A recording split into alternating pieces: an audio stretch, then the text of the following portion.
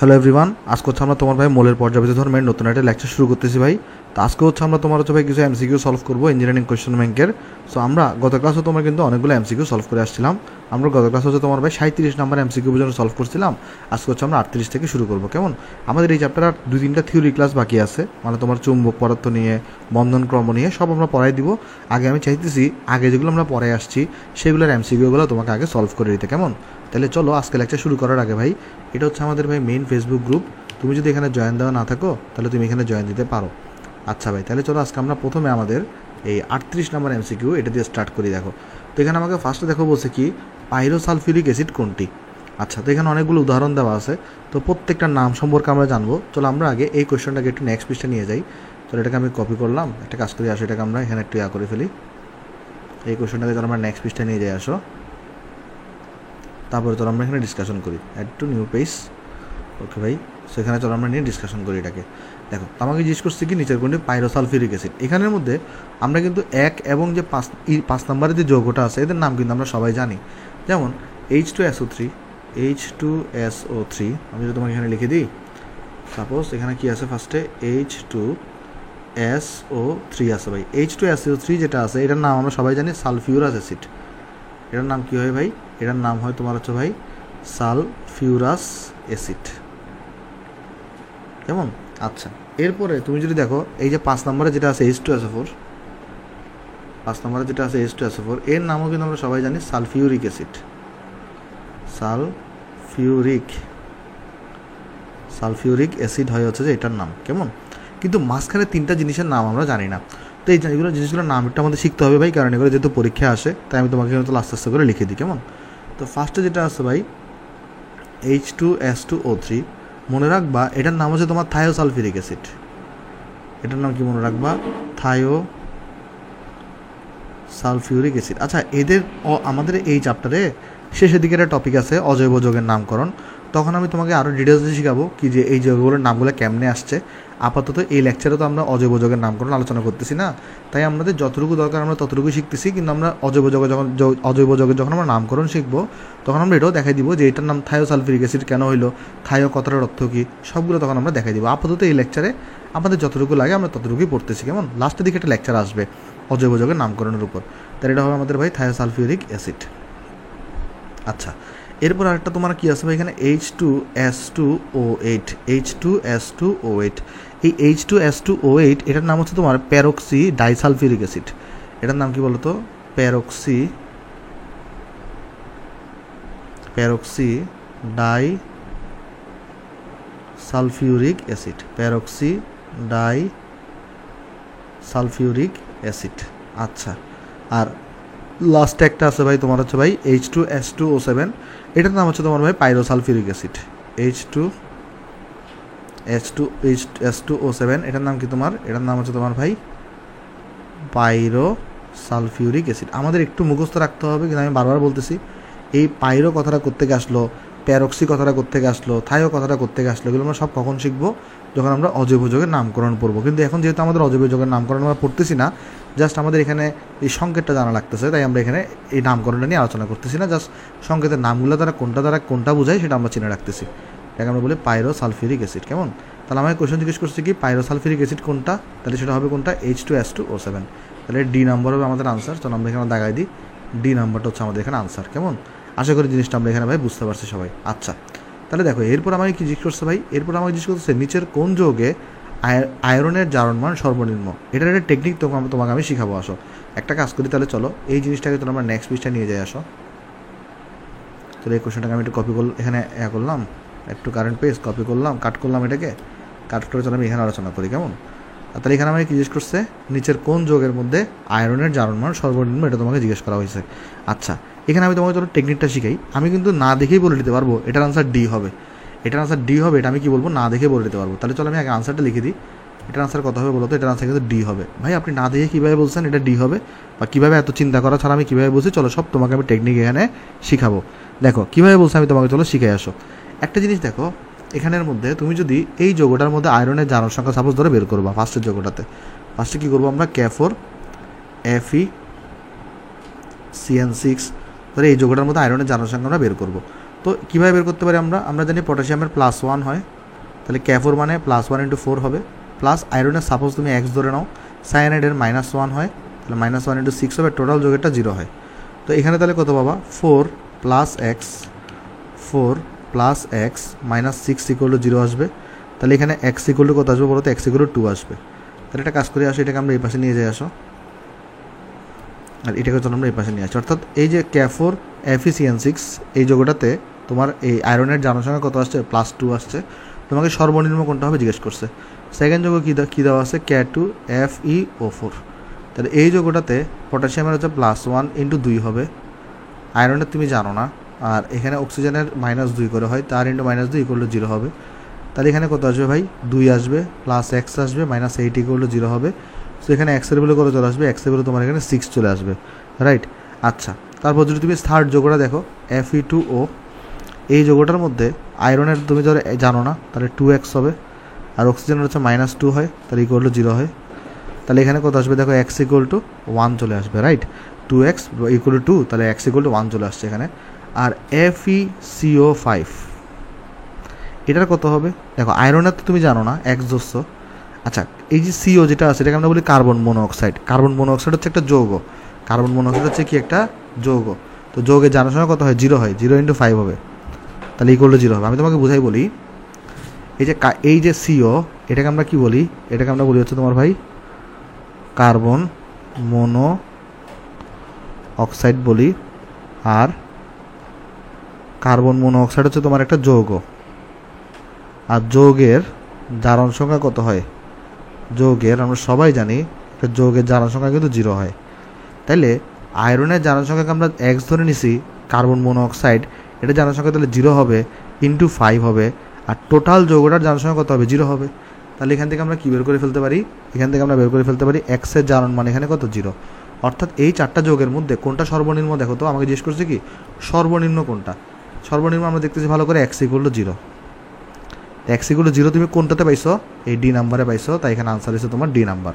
ওকে, তাহলে আমি তোমাকে একটা শর্টকাট শিখাইতে পারি। তোমাকে যদি কখনো জিজ্ঞেস করে যে কোনটা জারণ মান সর্বনিম্ন হবে, তুমি দেখবা এখানে যৌগের সাথে কোন অপশনে যৌগের সাথে আয়রন যুক্ত আছে। এখানে দেখো, এটা একটি ইন্ডিভিজুয়াল মৌল ছিল, এটা যৌগমূলক ছিল, এটা আয়রন ছিল। এখানে আয়রন, এটা একটা মৌল ছিল, এখানে একটা মৌল ছিল, এখানে মৌলের সাথে যুক্ত আছে। কিন্তু এই যে কার্বন মনোক্সাইড যেটা আছে না, এটা কিন্তু একটা যৌগ। তাহলে যেই অপশনে আয়রনটা যৌগের সাথে যুক্ত থাকবে, সেই অপশনে আয়রনের তোমার হচ্ছে ভাই জারণ মান কত হবে, সর্বনিম্ন হবে।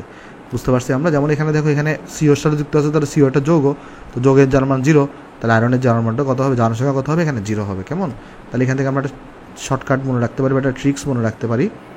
তাহলে এখান থেকে আমি ট্রিক্সটা লিখে দিই। তাহলে এখান থেকে আমরা একটা ট্রিক্স মনে রাখতে পারি। ট্রিক্সটা কি, তোমার এখানে আয়রন যদি কোনো যৌগের সাথে যুক্ত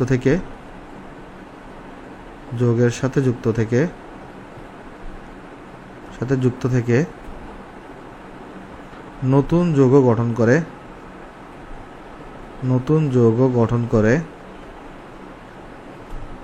করে তবে সে নতুন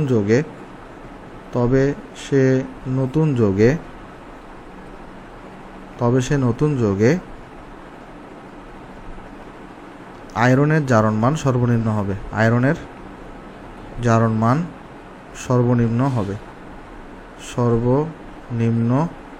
হবে। কেমন? আশা করি জিনিসটা আমরা এখানে সবাই বুঝতে পারছি। তাহলে এখানে কোন যৌগটাতে সর্বনিম্ন হবে, আমরা দেখছি এখানে FeCO5 এর সর্বনিম্ন হবে। কেমন? আশা করি এটা আমরা বুঝতে পারছি। এরপরে দেখো কি লিখছে, যে নিম্নলিখিত যৌগগুলোর কোনটিতে কার্বন কার্বন ত্রিবন্ধন আছে। এটা তোমাকে চিত্র এঁকে বুঝতে হবে, কোনটাতে ত্রিবন্ধন আছে এটা আমাকে দেখতে হবে চিত্র এঁকে। তো চলো আমরা তাহলে তোমাকে শিখে আসো এটা। তাহলে এটা কাজ করে, এটাকে আমি এখানে চলে কপি করে নেক্সট পৃষ্ঠায় নিয়ে যাই আসো। তাহলে এটাকে আমি এখানে আনলাম, কাট করলাম, এটাকে আমরা চলো আমরা এখানে নিয়ে আসি। তো এখানে আমাকে বলছে নিচের নিম্নলিখিত যৌগগুলোর কোনটিতে কার্বন কার্বন ত্রিবন্ধন আছে। তো ত্রিবন্ধন তাহলে আমাকে স্ট্রাকচার রাখতে হবে। ফার্স্টটা দেখো যে কী আছে, C2H4। তাছাড়া C2H4কে যদি আমি আঁকতে চাই, এখানে তাহলে 2টা কার্বন আছে। তাহলে 2টা কার্বনের মধ্যে ফার্স্ট অফ অল এখানে দেখো তো 4টা হাইড্রোজেন আছে। তাহলে এখানে 2টা হাইড্রোজেন থাকবে, এখানে আরেকটা হাইড্রোজেন থাকবে, এখানে একটা হাইড্রোজেন থাকবে, এখানে একটা হাইড্রোজেন থাকবে। আর যেহেতু এখানে C2H4 তা কার্বনের 4টা হাত, তাহলে এখানে একটা ডাবল বন্ড থাকবে। এখানে কিন্তু ট্রিপল বন্ড উপস্থিত নাই। তাহলে ফার্স্ট যৌগটাতে ট্রিপল বন্ড উপস্থিত নাই। সেকেন্ড যৌগটার স্ট্রাকচার কি? এই যে তোমার C4H4, তাহলে এটা তো আমার ফার্স্ট যৌগটা গেছে। সেকেন্ড যৌগটা হচ্ছে আমার এখানে ভাই C4H4। দেখো অবশ্যই এটা কিন্তু অপশন দিকেই বলে দেওয়া যায় আনসার যে তোমার এখানে বি নাম্বারটা হবে। কেমনে আমি তোমাকে শিখাবো, দেখো আনসার যে বি নাম্বার হবে এটা কিন্তু অপশন দেখে তুমি বলে দিতে পারবা যেটা যে ত্রিবন্ধন হবে। কেমন, আমি তোমাকে চলো শিখাই দিব এটাও কীভাবে তুমি অপশন দেখে বলবা। আচ্ছা, তো C4H4 এটা যদি তুমি স্ট্রাকচার রাখতে চাও তাহলে তোমার এখানে কার্বন দিতে হবে কয়টা? 4টা। তাহলে একটা কার্বনকে এখানে দাও, একটা কার্বনকে এখানে দাও, একটা কার্বনকে এখানে দাও, একটা কার্বনকে এখানে দাও। এখন 4টা হাইড্রোজেন দেওয়া লাগবে তোমাকে। তো তুমি যেটা করতে পারো, সাপোজ ধরো আমি এখানে একটা হাইড্রোজেনকে দিছি, তারপর ধরো হচ্ছে আমি এখানে একটা হাইড্রোজেন, এদিকে আরেকটা হাইড্রোজেনকে দিছি সাপোজ ধরো, আর এখানে আমি হচ্ছে একটা হাইড্রোজেনকে দিছি। কেমন, তাহলে এখানে কী হবে আমার? এখানে একটা ট্রিপল বন্ড হবে ভাই, এখানে একটা সিঙ্গেল বন্ড হবে ভাই, ওকে, আর এখানে একটা ডাবল বন্ড হবে। তাহলে আমি চলো সুন্দর করে বন্ডগুলো একটু আঁকি, তাহলে আমি তোমাকে সুন্দর করে দেখাই। এখানে একটা ট্রিপল বন্ড হবে, এখানে একটা সিঙ্গেল বন্ড হবে, আর এখানে তোমার একটা ডাবল বন্ড হবে। ওকে ভাই, দেখো কেন? কারণ কার্বনের 4টা হাত, এখানে 4টা হাত ফিল আপ করে ডাবল বন্ড দিতে হবে। এখানে দেখো 4টা হাত হয়ে গেছে, এখানে দেখো 4টা হাত হয়ে গেছে। কেমন, এই যে দেখো 1টা 2টা 3টা 4টা কার্বন আছে, তারপর এখানে 1টা 2টা 3টা 4টা হাইড্রোজেন আছে, তাহলে C4H4। এখানে কি আছে বলো তো? এখানে তোমার কিন্তু এখানে ট্রিপল বন্ড কিন্তু উপস্থিত আছে। এখানে কি আছে? আমাকে এটা জিজ্ঞেস করছে কোনটাতে কার্বন কার্বন ত্রিবন্ধন উপস্থিত আছে, ট্রিপল বন্ড আছে এখানে। তাহলে এটা আনসার কত হবে বলো তো? আনসার হবে তোমার এখানে বি নাম্বার। তাহলে চলো আমি বি নাম্বারটা দাগাই দিই। তাহলে অপশন দেখে কীভাবে চিনবা সেটা আমি তোমাকে শিখাচ্ছি। অপশনটা হবে বি নাম্বারটা। দেখো অপশন দেখে তুমি কীভাবে চিনবা, দেখো এখানে আমরা সবাই জানি অ্যালকিন যেটা আছে ভাই, আগে চলে অ্যালকেনেরটা লিখি। অ্যালকেনের সাধারণ সংকেত কত হয়? CnH2n+2 হয়। তারপরে তোমার অ্যালকিনের কত হয় বলো তো? অ্যালকিনের হয় তোমার হচ্ছে ভাই CnH2n হয়, CnH2n হয়। সো একটা জিনিস দেখো, এখানে C2H4, তো এটা C2H4 মাস্ট বি একটা অ্যালকিন হবে, কারণ এখানে দেখো C ডাবল আছে, এখানে CnH2n। C4H8 এটাও একটা অ্যালকিন হবে, C5H10 এখানে ডাবল করে আছে, তাহলে এটা একটা অ্যালকিন হবে, এটাও একটা অ্যালকিন, এটাও একটা অ্যালকিন, এটাও একটা অ্যালকিন। তাহলে এখানে অ্যালকিনগুলোর মধ্যে কিন্তু অবশ্যই কোনোভাবেই তোমার কি থাকবে না? ট্রিপল বন্ড থাকবে না। তাহলে বাকি আছে এইটা। তাহলে চোখ বন্ধ করে এটা চেক করে সারা আসলে কী বলে দেওয়া যায়? আনসার হবে তোমার এখানে C4H4। যেমন এই C4H4 এখানে যদি ডাবল বন্ড আছে, কিন্তু এখানে এটাকে কিন্তু পিওরলি তুমি অ্যালকিন বলতে পারবা না। কেন? কারণ এটা অ্যালকিনের সংকেতকে ফলো করতেছে না, এখানে কিন্তু ট্রিপল বন্ড একটা থাকবে। ওকে, তাহলে আমি এখানে স্পষ্টভাবে কি বলতে পারি? আমার এখানে C2H4, C4H8, C5H10 এরা প্রত্যেকে হলো অ্যালকিন, এরা প্রত্যেকে হলো অ্যালকিন। মানে আমার আর এটা কিন্তু চিত্র আঁকারও দরকার নাই, আমি এটা অপশন দেখেই বলে দিতে পারবো। তাই এদের মধ্যে ট্রিপল বন্ড থাকবে না, তাই এদের মধ্যে carbon carbon carbon carbon carbon triple bond থাকবে না। যেহেতু এটা অ্যালকিন, আমরা সবাই জানি অ্যালকিনের মধ্যে ডাবল বন্ড থাকে, ট্রিপল বন্ড থাকবে না। কেমন, আশা করি জিনিসটা আমরা এখানে সবাই বুঝতে পারছি। তাহলে আমাদের 40 নাম্বার শেষ। তাহলে আমরা 41 দেখি। বলছে লিমোনেটের সংকেত কোনটি? এটা তোমায় মুখস্থ রাখতে হবে। তারপরে চলো বাকিগুলোর সংকেত তোমাকে আমি লিখে দিই। এটা আসলে মুখস্থ রাখা ছাড়া জানাই আমরা, কিন্তু এটা তোমার হচ্ছে যে ভাই পড়াইছি কিনা জানি না, না পড়লেও সমস্যা নেই। আমরা লাস্ট লেকচারের দিকে সবগুলো ইম্পর্টেন্ট যোগের সংকেতগুলো আমি তোমাকে লিখে দিব, যেগুলো তোমার পরীক্ষায় আসবে লাস্টের 2-1টা লেকচারে, যে সবগুলো যোগের সংকেতগুলো আমরা একসাথে লিখে দিব, যেগুলো ইম্পর্টেন্ট সংকেত আছে। কেমন, আচ্ছা, তো তোমাকে চলো আমি তাহলে কিছু সংকেত আছে লিখে দিই। এটা যদিও পড়াইছি, এটা কোথায় পড়াইছি বলো তো? লিমোনেটের সংকেতটা আমরা পড়েছিলাম যে আয়রন আকরিক পড়েছিলাম না, ওই আয়রন আকরিকের উৎসের এখানে পড়াইছি। এখানে লিমোনেটের সংকেত কোনটা হবে? কেমন, তোমরা এটা চেক করে দিকেও দেখবে এখানে পাবা। আমি তোমাকে চলো কয়টা সংকেত তার একবার মনে করাই দিই। Fe2O3 এইটাকে আমরা বলতাম তোমার হচ্ছে ভাই রেড হিমোটাইট, এটা ছিল আয়রনের একটা আকরিক, এটাকে আমরা কি বলতাম? রেড হিমোটাইট আমরা এখানে বলতাম। আচ্ছা, এরপরে এখানে Fe2O3 ডট যদি H2O থাকে, এটাকে বলা হয় তোমার হচ্ছে ভাই আয়রন অক্সাইড, এটাকে বলা হয় আয়রন অক্সাইড। আর এটার কালার হয় তোমার হচ্ছে ভাই ইয়েলো, H2O থাকার কারণে এটা কালার হয় তোমার কি বলো তো? ইয়েলো রঙের হয়। ওকে, তারপরে 2Fe2O3 ডট 3H2O, 3H2O, এটাকে বলা হয় তোমার হচ্ছে ভাই লিমোনাইট। এটাকে কি বলা হয় বলো তো? এটাকে বলা হয় তোমার হচ্ছে যে লিমোনাইট, কেমন? আর এখানে যেটা আছে Cu2S, এটাকে আমরা বলি কপার গ্ল্যান্স। এটা আমরা কপারের আকরিক পড়ানোর সময় পড়াইছি, এটা আমরা বলছিলাম কপার গ্ল্যান্স। আর এই যে PbS, এটাও আমরা পড়াই দিয়েছিলাম আগে। PbSটাকে কি বলা হয় বলো তো?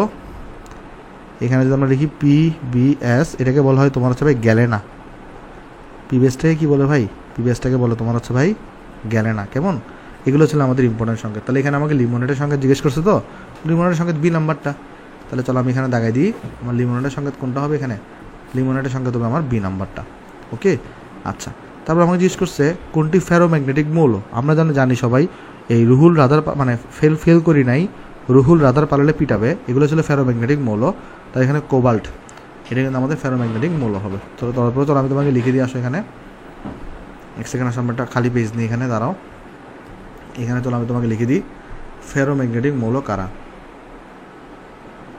ফেরোম্যাগনেটিক মৌল, দেখো মেইনলি মনে রাখবা ফেরোম্যাগনেটিক মৌল মেইনলি তিনটা হয়।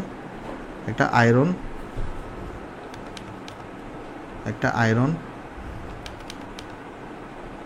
কোবাল্ট এবং নিকেল হয়। এছাড়াও আরও কিছু মৌল আছে যারা ফেরোম্যাগনেটিক, সেটাকে আমরা কীভাবে মনে রাখতাম? ফেল করি নাই, এগুলোকে বলা হয় চুম্বক ধাতু। রুহুল রাদার পালালে পিটাবে, রুহুল রাদার পালালে পিটাবে। যেমন ফেলের দ্বারা বোঝাইতো আয়রন, কোরিনের দ্বারা বোঝাইতো কোবাল্ট, নাই দ্বারা বোঝাইতো নিকেল, রুহুল দ্বারা বোঝাইতো তোমার হচ্ছে রুথেনিয়াম Ru, রাদার দ্বারা বোঝাইতো রোহোডিয়াম, পালালে দ্বারা বোঝাইতো প্যালাডিয়াম, পিটাবে দ্বারা বোঝাইতো প্লাটিনাম। এদের সবগুলোকে আমরা কি বলতাম ভাই? চুম্বক ধাতু বা ফেরোম্যাগনেটিক বলতে পারো। তাহলে আমরা দেখছি এখানে ফেরোম্যাগনেটিক মৌল কারা? তাহলে আয়রন, কোবাল্ট, নিকেল। তাহলে এখানে আমাদের কি দিছে অপশনে? এই যে দেখো নিচের কোনটি ফেরোম্যাগনেটিক মৌল, সেটা হচ্ছে কোবাল্ট। দেখো এরপরে যেটা অপশন আছে, কোয়েশ্চন আছে না, এটা পুরোপুরি মুখস্থ রাখতে হবে। এখন তুমি বলবা যে ভাই এখানে আমাকে জিজ্ঞেস করছে জ্যারনের স্ফুটনাঙ্ক কত, এটা আমি কীভাবে মনে রাখবো? এটা আসলে মনে রাখার কোনো টেকনিক নেই ভাই। আমি তোমাকে বলি এই কোয়েশ্চনগুলো কী হয়, ধরো তোমার কাছে 100টা MCQ আছে, 100টা MCQর মধ্যে 5টা কোয়েশ্চন এমন থাকবে বা 3টা কোয়েশ্চন এমন থাকবে যেগুলোর আনসার মুখস্থ করা ছাড়া তোমার কোনো গতিই নেই, কারণ তুমি কয়টা স্ফুটনাঙ্ক মুখস্থ করতে যাবা। তাই এই কোয়েশ্চনগুলো ডাইরেক্ট একটু যেগুলো পরীক্ষায় আসবে ডাইরেক্ট মুখস্থ করে ফেলবা। এগুলো মুখস্থ করে ফেলার একটা লাভ আছে। কী লাভ আমি তোমাকে বলি, এই যে দেখো জ্যারনের স্ফুটনাঙ্ক কত, এই ধরনের আজে বাজে কোয়েশ্চন তোমার হচ্ছে যে ভাই বারবার রিপিট হয় কয়েক জায়গায়। সাপোজ এটা তোমার 13 সালে আসছে, দেখা যাবে 3-4 বছর পরে সেম কোয়েশ্চন আবার দিয়ে দিছে জ্যারনের স্ফুটনাঙ্ক কত। তাহলে তোমার যদি জিনিসটা ওই স্পেসিফিকভাবে ওই কোয়েশ্চনটা যদি তোমার একটু মুখস্থ থাকে, তাহলে কিন্তু তুমি অটো নাম্বার পেয়ে যাচ্ছ। ওকে, সেগুলো বেশি বোঝার দরকার নাই, এগুলো আমি নিজেও পারতাম না, আমি ডাইরেক্ট মুখস্থ মারতাম। যদি মনে থাকলে থাকছে, মনে থাকলে তো অটো মার্কস পাবো যদি আসে, আর মনে না থাকলেও সমস্যা নেই, 1 নাম্বার 2 নাম্বার কাটা গেলে কোনো প্রবলেম হবে না। তাহলে জ্যারনের স্ফুটনাঙ্ক কত, এটা ডাইরেক্ট মনে রাখতে হবে আমাদের ভাই। ডাইরেক্ট এটা মনে রাখবা, এটা হয় তোমার হচ্ছে ভাই 165.05 কেলভিন। এটা আসলে মনে রাখার কিছু নেই ভাই, ডাইরেক্ট মুখস্থ রাখবা, কেমন? মনে থাকলে থাকলো, না নেই। আচ্ছা, এরপরে চলে আসো আমরা নেক্সটে যাই। আসো নেক্সটে কী বলছো আমাকে এখানে, যে লেড টু অক্সাইডকে দ্রবীভূত করতে নিচের কোনটি ব্যবহার করা যাবে। তাহলে চলো এটাকে আমি একটু কপি করে নিয়ে যাই। আসো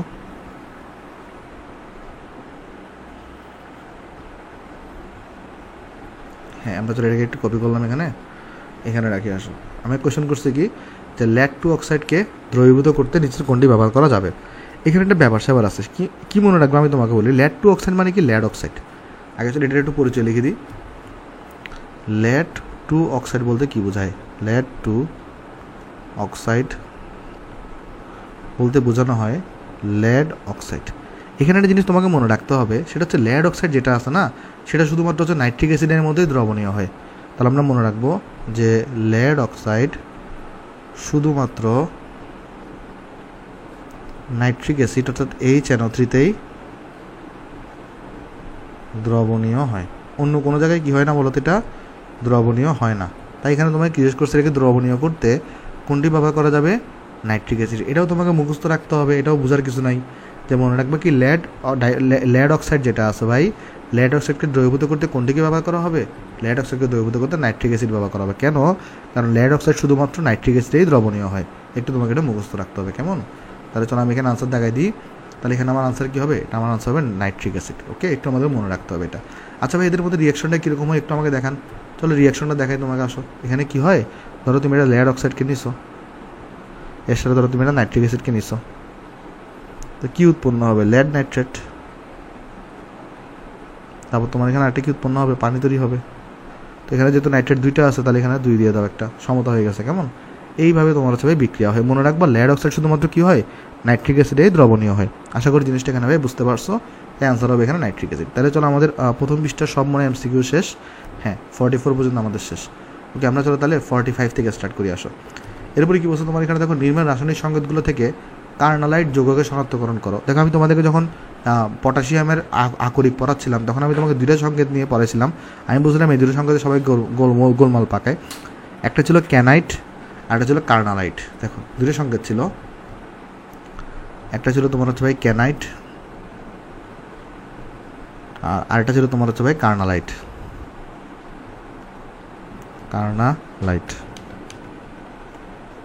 ওকে, এই 2টা সংকেত নিয়ে একটু প্যাচ খায়। তো আমি তোমাকে 2টা সংকেতটা কীভাবে মনে রাখতে হয় সেটা আমরা শিখেছিলাম। দেখো 2টা সংকেতেই ফার্স্টে ক্যাসিয়াল হবে, এখানেও ক্যাসিয়াল হবে, এখানেও ম্যাগনেশিয়াম হবে, এখানেও ম্যাগনেশিয়াম হবে। কিন্তু কী মনে রাখবা, কার্নালাইটের ল আছে, তাই এখানে ক্লোরিন বসবে, Cl2 বসবে। ক্যানাইটের ল নাই, তাই এখানে সালফেট বসবে। এখানে পানি বসাইতে হবে, এখানেও ডট দিয়ে পানি বসাইতে হবে। কিন্তু কোশ্চেন হচ্ছে পানি দেখে আমরা কত বসাবো। দেখো তো, এই যে 4 আর সামথিং এটাকে গুণ করে 12 বানাইতে হবে। এখানে কত বসাইলে, কত দিয়ে গুণ করলে 4কে 12 আসবে, 3 দিয়ে গুণ করলে, তাই এখানে বসবে কত বলো তো? 3 বসবে। এটাকে 12 বানাইতে হবে, তাহলে 2-এর সাথে কত দিয়ে গুণ করলে 12 হবে? 6 বসালে। তাহলে এটা তোমার হচ্ছে কার্নালাইটের সংকেত, এটা তোমার হচ্ছে ক্যানাইটের সংকেত। কীভাবে মনে রাখবা? কার্নালাইটের ল আছে, তাই ক্লোরিন বসবে। তো ক্লোরিনে যেহেতু Cl2 বসছে, তাহলে 12 করার জন্য এটাকে 6 করতে হবে। আর ক্যানাইটে সালফেট বসবে, তাহলে যেখানে 4 বসে গেছে, 12 বানানোর জন্য 3 বসাইতে হবে, কেমন? তোমায় কোয়েশ্চেন জিজ্ঞেস করছি কি যে কার্নালাইট শনাক্তকরণ করো, তো কার্নালাইট কোনটা? ক্যাসিয়াল MgCl2 6H2O। তাহলে এখানে কোনটা আনসার হবে? আমাদের বি নাম্বারটা হচ্ছে আমাদের আনসার হবে, কেমন? আচ্ছা, এরপরে চলো আমরা দেখি এখানে এই যে নিচের অক্সাইডগুলোর মধ্যে পাইরেক্স গ্লাস তৈরিতে কোনটি ব্যবহৃত হয়। এই যে দেখো পাইরেক্স গ্লাস কোনটা, এটা হচ্ছে আমাদের পাইরেক্স গ্লাস, এগুলো আমরা ল্যাবরেটরিতে ইউজ করি। তাহলে এই ফিগারটার নাম কি? এই ফিগারটার নাম হচ্ছে আমাদের ভাই পাইরেক্স গ্লাস। একটা জিনিস মনে রাখবা, পাইরেক্স গ্লাস তৈরিতে ব্যবহৃত হয় বোরন ট্রাইঅক্সাইড, মানে B2O3। পাইরেক্স গ্লাস তৈরিতে কী ব্যবহৃত হয়? B2O3 ব্যবহৃত হয়, কেমন? এটা মনে রাখতে হবে। এটাও মুখস্থ টাইপের জিনিস ভাই, এটাও তোমার হচ্ছে যে মনে রাখা ছাড়া উপায় নেই। তাই তোমাকে এটা জিজ্ঞেস করছে এখানে যে পাইরেক্স গ্লাস কোথায় গেল, এটা এই যে নিচের অক্সাইডগুলোর মধ্যে কোনটি পাইরেক্স গ্লাস তৈরিতে ব্যবহৃত হয়? মনে রাখবা কি? B2O3। তাহলে এটা অপশন আছে কোথা নাম্বারে? 4 নাম্বারে। তাহলে এটা হচ্ছে আমার এখানে আনসার। ওকে, আশা করি জিনিসটা এখানে ভাই বুঝতে পারছো। তাহলে চলো 47 নাম্বার কোয়েশনটাকে আমরা একটু কপি করে নিয়ে যাই। এটা আমাদের একটু ব্যাখ্যা করতে হবে এবং এটা আমাদের ইম্পর্ট্যান্ট একটা কোয়েশন। ওকে, চলো এখানে তো আমাদের স্পেস নাই, আমরা তাহলে চলো একটা পেজ অ্যাড করতে হবে। এখানে পেজ অ্যাড করি, এখানে আনি আমরা কোয়েশনটাকে। আচ্ছা, এখানে আমাকে জিজ্ঞেস করছে কি, নিচের নমুনা সারিগুলোর বর্ধিত বন্ধন কোণ অনুসারে কোনটি সঠিক, মানে কোনটার বন্ড অ্যাঙ্গেল সবচেয়ে বেশি হবে, এই বন্ড অ্যাঙ্গেল অনুযায়ী কোনটি সঠিক সেটা আমাকে বের করতে বলা হয়েছে এখানে। তো এখানে 3টা জিনিস নিয়ে আমাকে আইডিয়া দেওয়া হয়েছে। এই যে দেখো, একটা হচ্ছে তোমার কত বলো তো, একটা হচ্ছে তোমার এখানে NO2-, একটা তোমার এখানে হচ্ছে NO2, একটা তোমার এখানে হচ্ছে ভাই NO2+। আচ্ছা, বন্ড অ্যাঙ্গেলের ব্যাপারে আমি তোমাকে চলো একটু ডিসকাশন করে ডিসকাশন করে দেখাই আসো। সাপোজ ধরো এখানে একটা এ আছে, সাপোজ ধরো এখানে একটা কী আছে ভাই? এ আছে। ওকে, চিন্তা করো, ধরো এখানে একটা মৌল আছে, এখানে ধরো একটা মৌল আছে, কেমন? তাহলে এখানে একটা মৌল আছে, ধরো দেখ এখানে একটা মৌল আছে। ওকে, আমি ধরে নিচ্ছি এখানে মৌলটা হচ্ছে বি, এখানে মৌলটা হচ্ছে তোমার সি। ঠিক আছে ভাই, আমি তোমাকে ধরে নিচ্ছি এখানে সাপোজ ধরো তোমার আমি ধরে নিচ্ছি সামান্য একটা তোমার হচ্ছে এখানে কী আছে? লন পেয়ার আছে। ওকে, অথবা ধরো আমি ধরে নিচ্ছি প্রথমে এখানে কোনো লন পেয়ার নাই। সাপোজ ধরো প্রথমে আমি এখানে 2টা যৌগ তুমি উদাহরণ নিব, ধরো এটা এবং চলো এটা, এখানে আরেকটা তোমাকে আমি বুঝাই আসো। তো এখানের মধ্যে আমাকে একটু করে বলো তো, 2টা যৌগ আমরা এখানে নিলাম, একটা হচ্ছে এখানে এ বি আর এটার সাথে সি মানে বন্ধন আছে সেই, অথবা তুমি তোমার সুবিধার জন্য দোনোটাকে বি নাও, তোমার সুবিধার জন্য দোনোটাকে বি নাও, কোনো সমস্যা নেই, দোনোটাকে এখানে বি নাও, এটাও একটা বি, এটাও একটা বি। ওকে, আচ্ছা, তাহলে এখানে আমরা কী করতেছি আমি তোমাকে বুঝাই বলি। সাপোজ ধরো তোমার এখানে তুমি একটা যৌগ নিছো, এটা হচ্ছে এ, এটা এখানে বি আছে একটা, এখানে একটা বি আছে। এটা হচ্ছে এ, এখানে একটা বি আছে, এখানে ধরো তোমার একটা বি আছে, ওকে। অথবা তুমি সাপোজ এখানে অন্য যৌগও চিন্তা করতে পারো। সাপোজ এটা হচ্ছে এ মৌল, এটা হচ্ছে বি মৌল, এটা হচ্ছে বি মৌল। সাপোজ তুমি এটাকে ডি চিন্তা করো বা সি চিন্তা করো, সমস্যা নেই। তাহলে এটা ডি এবং বি আছে এখানে, কেমন? তাহলে এখানে আমরা কী চিন্তা করতেছি, এটা হচ্ছে আমার একটা এ মৌল, এটা আমার বি মৌল, এটা আমার বি মৌল। তাহলে এই যৌগটা আমার কী হবে? AB2 যৌগ হবে। আর যেহেতু এটা ডি আর এগুলো বি করে, তাহলে এই যৌগটা কী হবে? আমার DB2 হবে। তো এখন এখানের মধ্যে দুটোটার স্ট্রাকচারই পাই হুবহু সেম টু সেম টাইপের, তাহলে দুজনের বন্ধন কোণ সমান হওয়া উচিত। কিন্তু আমি কি করলাম, এখানে সাপোজ ধরো এই ডি এর মধ্যে এক জোড়া মুক্ত জোড় ইলেকট্রন দিয়ে দিলাম আমি, বা এখানে কি দিলাম আমি, একটা লন পেয়ার আমি এখানে দিয়ে দিলাম, কেমন? তাহলে কী করছে আমি তোমার বলি, এই যৌগটা বি ছিল মানে AB2 ছিল, এটাও বি ছিল DB2 ছিল। আমি এখানে কেন্দ্রীয় মৌলে বা সেন্টার অ্যাটমে কোনো লন পেয়ার দিই নাই, এখানে সাপোজ আমি তোমাকে এখানে লন পেয়ার দিয়ে দিছি। এবার আমি তোমাকে বলছি এদের বন্ড অ্যাঙ্গেলের কম্পেয়ার করো, কোনটার বন্ড অ্যাঙ্গেল বেশি হবে বা কম হবে, কেমন? তাহলে কী হবে, এখানে যেহেতু লন পেয়ার আছে, তাই লন পেয়ারগুলো বন্ড পেয়ারকে বিকর্ষণ করবে, লন পেয়ারগুলো কী করবে? বন্ড পেয়ারকে বিকর্ষণ করবে, ফলে এটা কিন্তু চেপে যাবে। ফলে এই জিনিসটা কিন্তু এখানে কী হবে বলো তো, এই জিনিসটা কিন্তু এখানে একটু চেপে যাবে, এখানে এই জিনিসটা কিন্তু এখানে একটু চেপে আসবে, তাই না? এই জিনিসটা এখানে একটু করে, এই বন্ডটা এখানে কিন্তু একটু চেপে আসবে। কেন চেপে আসবে বলো তো? কারণ এই তোমার লন পেয়ারটা কিন্তু এই বন্ড পেয়ারটাকে এদিকে ধাক্কা দিবে, এই লন পেয়ারটা কিন্তু এই বন্ড পেয়ারটাকে এদিকে করে এদিক দিয়ে ধাক্কা দিবে। ধাক্কা দেওয়ার ফলে এই বন্ড পেয়ারটা এই বন্ডটা এখান থেকে এখানে চলে আসবে, এই ধাক্কা দেওয়ার ফলে এই বন্ডটা এখান থেকে এখানে চলে আসবে। এর ফলে এখানে যে বন্ড অ্যাঙ্গেল তৈরি হয়েছে, এটাকে যদি আমি θ1 বলি, আর এখানে যে বন্ড অ্যাঙ্গেল ছিল এটাকে যদি আমি θ2 বলি, এখানে কিন্তু মাস্ট বি θ2 θ1 থেকে বড়, এখানে মাস্ট বি θ2 θ1 থেকে বড় হবে। কেন বলো তো ভাই? কারণ হচ্ছে যে θ2টা বড় হবে কেন? কারণ θ2তে কোনো লন পেয়ার ছিল না বা নেগেটিভ চার্জ ছিল না, তাই এটাকে বিকর্ষণ করার কেউ ছিল না, এটা দূরে আছে। কিন্তু এখানে কী হচ্ছে বলো তো, এখানে লন পেয়ার বা কেন্দ্রীয় অ্যাটমে সেন্ট্রাল অ্যাটমে তোমার নেগেটিভ চার্জ থাকার কারণে, সেন্ট্রাল অ্যাটমে কী থাকার কারণে? নেগেটিভ চার্জ থাকার কারণে এরাই কিন্তু বন্ডটাকে এদিকে ধাক্কা দিবে, ধাক্কা দেওয়ার কারণে কিন্তু তোমার এটা ভিতরের দিকে চলে আসবে, ফলে বন্ড অ্যাঙ্গেল এখানে কমে যাবে। এটাকেই তো আমরা বিএসসি পেয়ার থিওরি বলছি। তাহলে বিএসসি পেয়ার থিওরি অনুযায়ী তোমার হচ্ছে যদি কেন্দ্রীয় মৌলে তোমার হচ্ছে ভাই নেগেটিভ চার্জ বা মুক্ত জল ইলেকট্রন থাকে, সেক্ষেত্রে বন্ধন কোণ কী হয়ে যায়? বন্ধন কোণ কিন্তু কমে যায়। তাহলে এখানে আমরা সবাই জানি যে বিএসইপিআর থিওরি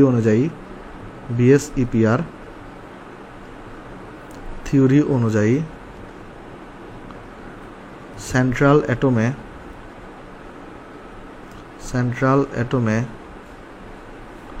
ঋণাত্মক চার্জ উপস্থিত থাকলে বন্ড অ্যাঙ্গেল কমে যায়। বন্ড অ্যাঙ্গেল কী হবে ভাই? কমে যাবে। ওকে, তাহলে এখান থেকে চলো আমি একটু ডিসকাশন করি আসে। এখানে দেখো, এখানে একটা নেগেটিভ চার্জ আছে, এখানে একটা পজিটিভ চার্জ আছে, আর এখানে কোনো চার্জই নাই, এটা চার্জ নিউট্রাল অবস্থায় আছে। ওকে, তা আমরা বুঝতেই পারতেছি যেহেতু এখানে একটা নেগেটিভ চার্জ আছে, তাই বিএসইপিআর থিওরি অনুযায়ী এখানে কিন্তু বিকর্ষণ তোমার এখানে তোমার কিন্তু এদের বন্ধনটাকে কিন্তু ধাক্কা দিবে বেশি, এর ফলে এটার কিন্তু বন্ধন কোণ সবচেয়ে কম হবে। কেন? কারণ এখানে নেগেটিভ চার্জ আছে। ওকে, আর এখানে যেহেতু পজিটিভ চার্জ আছে, তার মানে ইলেকট্রন উল্টা কম আছে আরও, সো ফলে কম থাকার কারণে ধাক্কা দেওয়ার তো কেউ নাই, উল্টা আরও প্রসারিত হবে জিনিসটা। তাহলে বিএসইপিআর থিওরি অনুযায়ী NO2 মাইনাসে সেন্ট্রাল অ্যাটমে নেগেটিভ চার্জ থাকার কারণে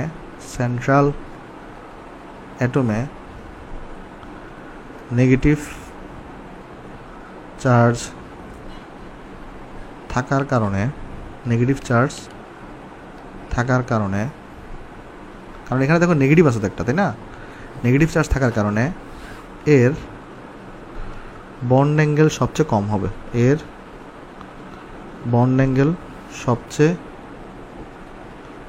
ভাই। কেন?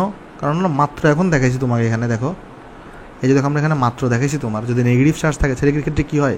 এখানে বিকর্ষণটা বেশি হয়, ফলে বন্ড অ্যাঙ্গেলটা কী হয়? কমে যায়, রাইট? আর তাহলে তুমি এখানে কি বলতে পারো? NO2 প্লাসে সেন্টার অ্যাটমে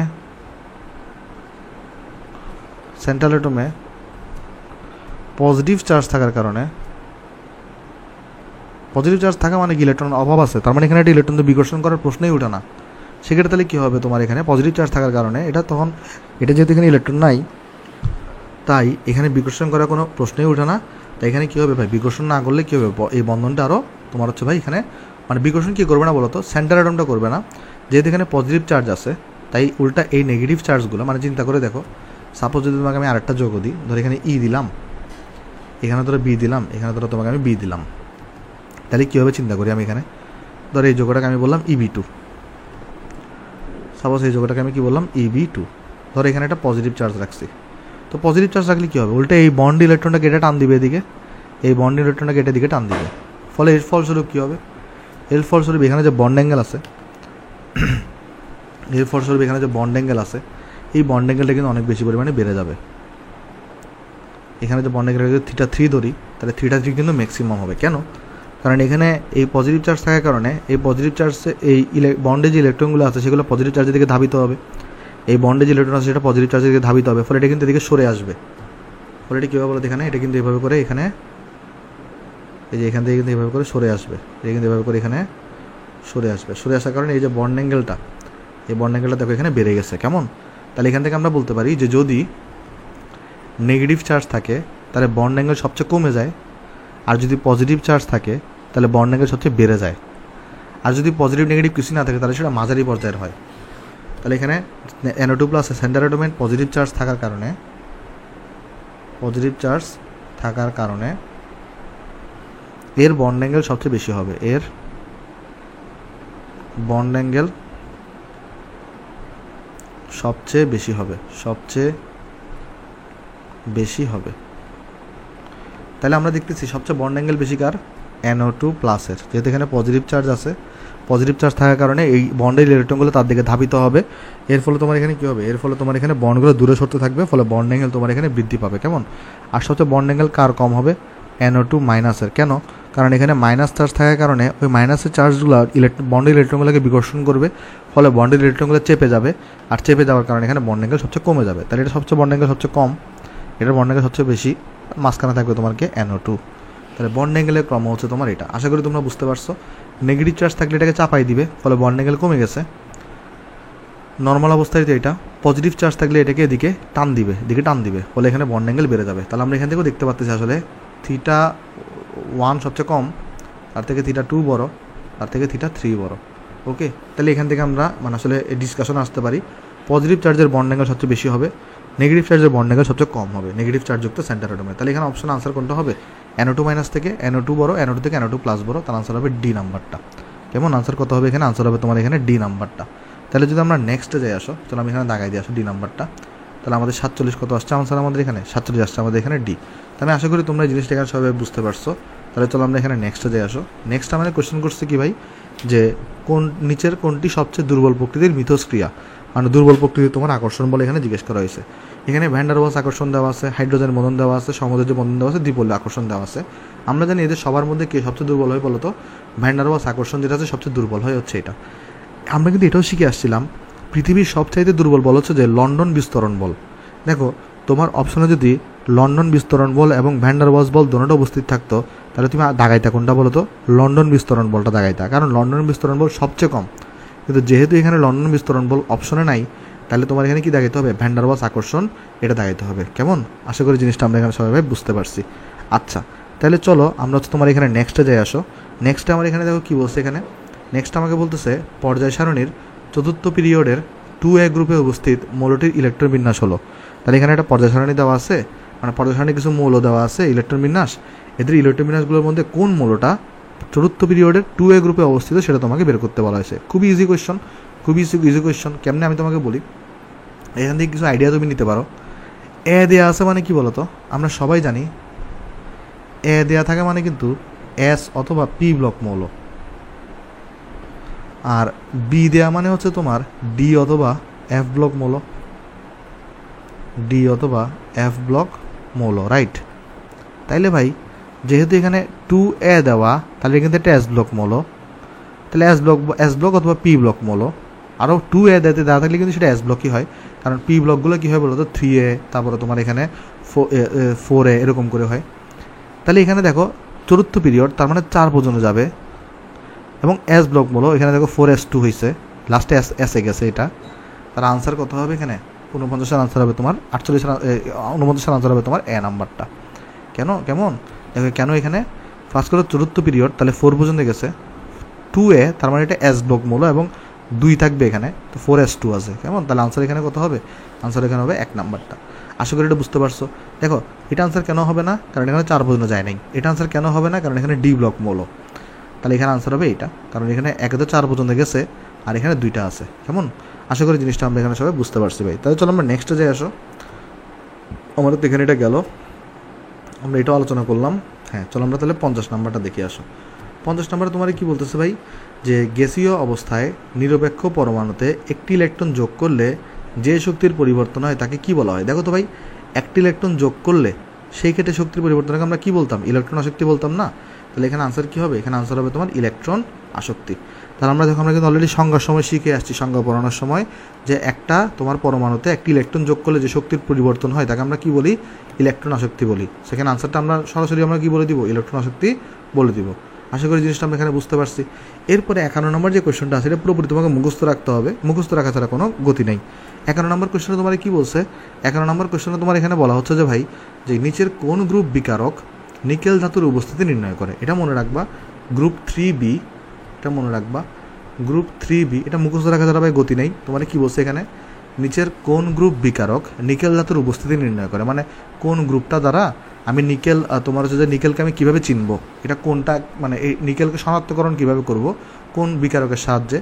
যে সকল বিকারকের সাহায্যে আমরা নিকেলকে শনাক্তকরণ করি সে সকল বিকারক কত নম্বর গ্রুপে অবস্থিত সেটাই তোমাকে জিজ্ঞেস করা হয়েছে। 3Bতে অবস্থিত। একটু মুখস্থ রাখবো ভাই, মুখস্থ রাখা ছাড়া এটা কোনো অপশন নাই। কেমন? আচ্ছা, তাহলে চলো আমরা নেক্সটে যাই। এটা ইন্টারেস্টিং কোয়েশন।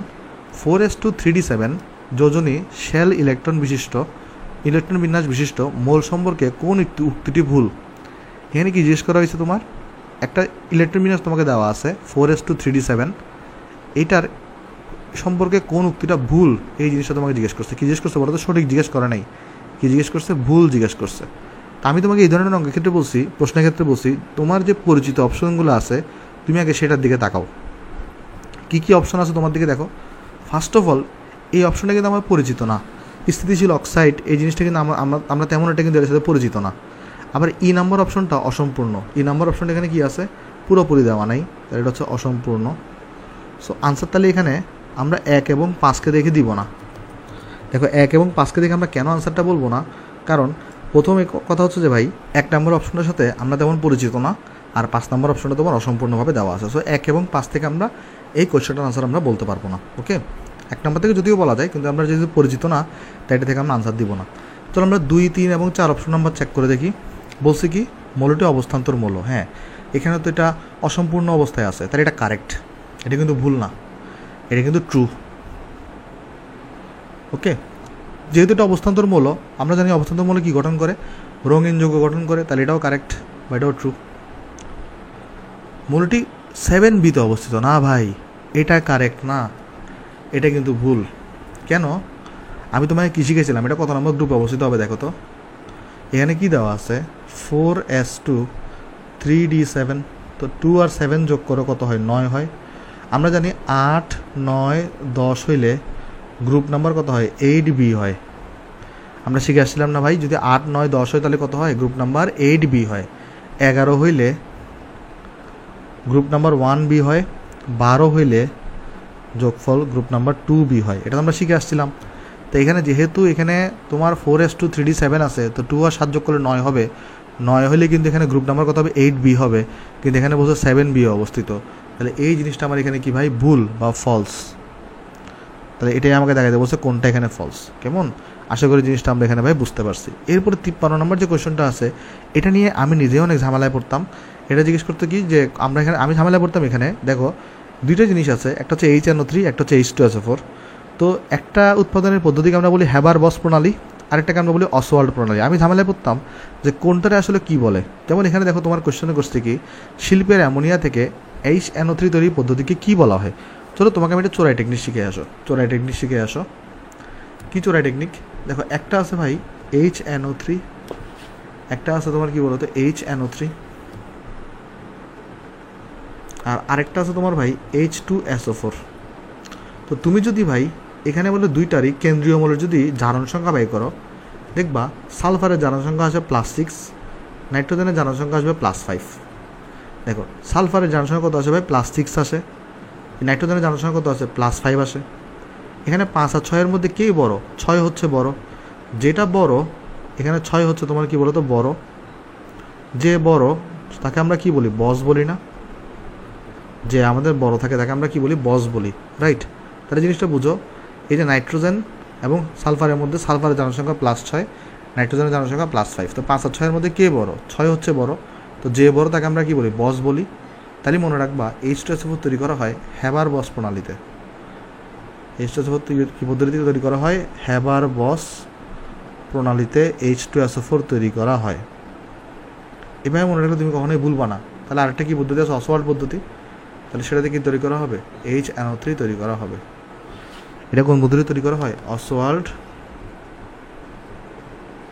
পদ্ধতিতে। ওকে, তাহলে ভাই এটা খুবই ইম্পর্টেন্ট জিনিস। এটা আমি সবসময় ভুল করতাম, আশা করি তোমরা এখন থেকে ভুল করবা না। তাহলে আমার কোয়েশ্চন কী করতে হবে এখানে? এই যে HNO3 পদ্ধতিকে কী বলা হয়? অসওয়াল্ড পদ্ধতি। আমরা একটু আগে শিখে আসছি। H2SO4 তৈরি পদ্ধতিকে বলা হয় হ্যাবার বস। আর তোমার HNO3 এটা যেহেতু এখানে 5, তাহলে যেটা 6 থেকে কম, তাহলে এটাকে বলা হবে অসওয়াল্ড। এরপরে কোয়েশ্চন করছে কোনটি ডি ব্লক মৌল? আমরা সবাই জানি মার্কারি যেটা আছে এটা কিন্তু ডি ব্লক মৌল। কেন? কারণ এটা গ্রুপ নাম্বার 12-তে অবস্থিত। এটা কত নম্বর গ্রুপে অবস্থিত? জিঙ্কের গ্রুপটাতে অবস্থিত। এটা কত নম্বর গ্রুপে অবস্থিত? Group number 12। আমরা এটাকে বলতে পারি 2B। তো 2B যেটা সেটা হচ্ছে আমাদের কি ডি ব্লক মৌল হবে অবশ্যই। এরপর জিজ্ঞেস করছে ব্ল্যাক জ্যাক কি? আমরা অলরেডি শিখে আসছি। ব্ল্যাক জ্যাকের কোন সংকেত ছিল? Zinc sulphate. এটাকে আমরা বলতাম ব্ল্যাক জ্যাক। এটা আসলে মুখস্থ করা ছাড়া গতি নেই। তো জিঙ্ক সালফেট যেটা আছে এটা আসলে কী বলতো? ব্ল্যাক জ্যাকের সংকেত। কেমন? এটা অলরেডি আমরা সবাই শিখে আসছি তোমার। তাহলে এটা হচ্ছে আমার এখানে আনসার। তাহলে মনে রাখবা ব্ল্যাক জ্যাক কি ভাই? Zinc sulphate. এটাকে আসলে কী বলা হয় বলতো? এই জিঙ্ক সালফেটটাকে তোমার এখানে বলা হয় হচ্ছে ভাই ব্ল্যাক জ্যাক। ওকে, তাহলে আমরা এগুলো শিখলাম। এখানে আমাদের এগুলো দেখে এখানে কিছু বাকি আছে আমাদের, তারা একটু চেক করে দেখি। 38 থেকে আমরা সব আনসার করছি, এগুলো সব আনসার করছি আমরা, এগুলো আনসার করছি, এটাও আনসার করছি, এটাও সব আনসার করছি আমরা। তারপর চলো আমরা নেক্সটে যাই আসো। হ্যাঁ, তাহলে আমরা চলো এটা দেখে আসো। তো আমাকে কী বলছে এখানে? ফার্স্টেরটা দেখো, ফার্স্টেরটা তোমার মুখস্থ রাখতে হবে। ঢালাই লোহাতে কার্বনের পরিমাণ কত? দেখো এই ধরনের কোয়েশ্চেন রিপিট হয় ভাই, তাই ডাইরেক্ট মুখস্থ রেখে ফেলবা। তোমার হচ্ছে ভাই যদি কোয়েশ্চেনটা আবার পরবর্তীতে আসে তাহলে তোমার তো প্লাস পয়েন্ট, তোমার যদি মনে থাকে। ওকে, তাহলে এখানে কোয়েশ্চেন করছে কি ঢালাই লোহাতে তোমার হচ্ছে ভাই কার্বনের পরিমাণ কত? এটা মনে রাখবা, তোমার এখানে 2 থেকে 4.5% হয়। ওকে, ঢালাই লোহাতে কার্বনের পরিমাণ কত হয় ভাই? 2 থেকে 4.5% হয়। তাহলে এটা তোমার হচ্ছে আনসার। জিজ্ঞেস করছে নিচের কোনটি ডায়াম্যাগনেটিক? একটা জিনিস দেখো, আমরা কিন্তু অলরেডি শিখে আসছি, যারা অবস্থান্তর মৌল হয়, যারা কি হয়, এই যে চুম্বক নিয়ে আমরা সবগুলো ডিটেলস আলোচনা করবো আরও সামনের লেকচারে, কিন্তু আপাতত আমরা এগুলো তো পড়ে আসছি অলরেডি যে কি যারা অবস্থান্তর মৌল হয় এরা কিন্তু হয় তোমার হচ্ছে প্যারাম্যাগনেটিক। সাধারণত এরা কী হয়? সাধারণত এরা প্যারাম্যাগনেটিক হয়, ওই আয়রন কোবাল্ট নিকেল ছাড়া। সাধারণত এরা প্যারাম্যাগনেটিক হয়। কারা কারা ছাড়া ভাই? আয়রন, কোবাল্ট, নিকেল ব্যতীত। আর যারা অবস্থান্তর মৌল নয়, যারা কি নয়? অবস্থান্তর মৌল নয়, এরা সাধারণত কি হয়? সাধারণত এরা ডায়াম্যাগনেটিক হয়। সাধারণত এরা ডায়াম্যাগনেটিক হয়। ডায়াম্যাগনেটিক কী জিনিস, প্যারাম্যাগনেটিক কী জিনিস আমরা তো হালকা পাতলা আইডিয়া দিছিলাম আগে। একদম ডিটেলস হচ্ছে আমরা সামনের 2-1টা লেকচার পরেই পড়বো, একদম ডিটেলসে পড়বো এগুলো। কেমন? তো জিজ্ঞেস করছে কোনটি ডায়াম্যাগনেটিক? ডায়াম্যাগনেটিক তাহলে কারা? যারা অবস্থান্তর মৌল না। তো এখানে এটা একটা অবস্থান্তর মৌল, জিঙ্ক হচ্ছে অবস্থান্তর মৌল না। তাহলে জিঙ্ক কী হবে বলো তো? জিঙ্কটা তোমার এখানে হবে ডায়াম্যাগনেটিক। জিঙ্ক যেহেতু অবস্থান্তর মৌল না, তাই জিঙ্ক কী হবে? ডায়াম্যাগনেটিক হবে। কেমন? আচ্ছা, সেম কোয়েশ্চন 59 নম্বরও করছে কোনটি ডায়াম্যাগনেটিক? সাস্টে আসছিল এটা, জিঙ্ক হবে হচ্ছে এটা আনসার। কেমন? আমি একসাথে এখানে আনসার দিয়ে দিয়েছি। আচ্ছা, তাহলে আমরা এখানে লিখে দিতে পারি যে জিঙ্ক যেহেতু অবস্থান্তর মৌল নয় তাই ইহা হলো ডায়াম্যাগনেটিক। জিঙ্ক যেহেতু অবস্থান্তর মৌল নয় তাই ইহা ডায়াম্যাগনেটিক, তাই ইহা ডায়াম্যাগনেটিক। ওকে, আশা করি জিনিসটা আমরা বুঝতে পারছি এখানে। তাহলে চলো আমরা নেক্সটে যাই আসো। তো এখানে চলো আমরা 18 নম্বর কোয়েশনটা দেখি। আমি কোয়েশন করছি কি আয়রন, কোবাল্ট, লেড, স্ক্যান্ডিয়াম, তারপরে হচ্ছে তোমার এখানে এসবি জানে হচ্ছে তোমার এসবি মানে কি জানি, এসবি মানে হচ্ছে অ্যান্টিমনি। এই মৌলগুলোর মধ্যে কোন দুটি অবস্থান্তর মৌল নয়, এটা হচ্ছে আমার এখানে জিজ্ঞেস করা হয়েছে। কেমন? তাহলে এখন দেখো কোনটা অবস্থান্তর মৌল নয়, কোন দুইটা অবস্থান্তর মৌল নয় সেটা আমাকে জিজ্ঞেস করা হয়েছে এখানে। তাহলে এটা আনসার কী হবে দেখো, আমরা সবাই জানি স্ক্যান্ডিয়াম যদিও ডি ব্লক মৌল কিন্তু এটা কিন্তু অবস্থান্তর মৌল না।